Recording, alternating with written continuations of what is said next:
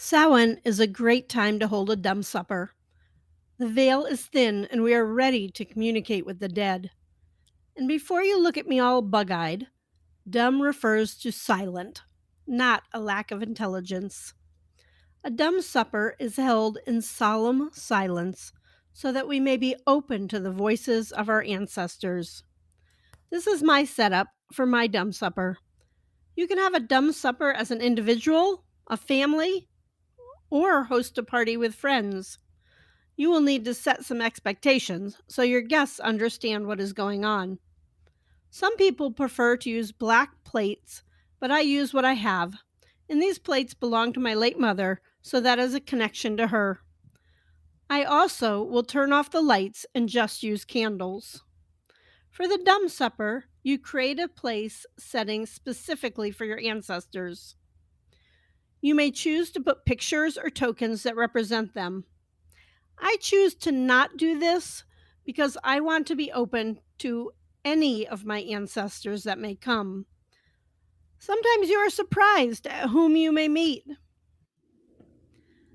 I have some note cards and a pencil. It's common to write a question for your ancestors, leave it under their plate.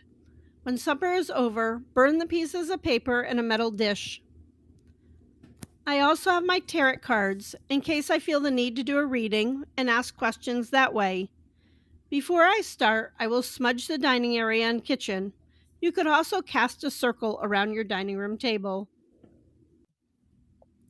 I haven't baked anything yet, but I gathered the last of my tomatoes and peppers and purchased apples and pumpkins at the local farmer's market.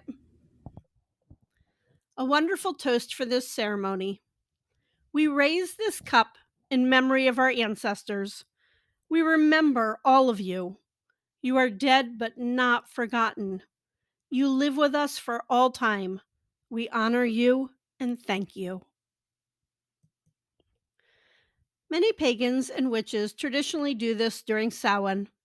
However, the idea of a dinner to honor ancestors began long ago and is common in many cultures and religions around the world.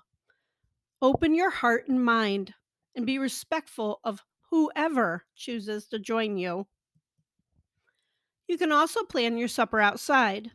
Use your backyard or quiet section of a local park. Do you have young children? You may need to modify this until they are older.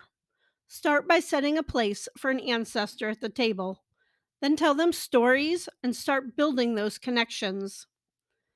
Say something like, "Tonight we are honoring my grandfather who died before you were born. We set a place for him at the table tonight to show how we honor him and thank him for all he did for our family. I'm going to tell you a funny story he told me when I was a little girl."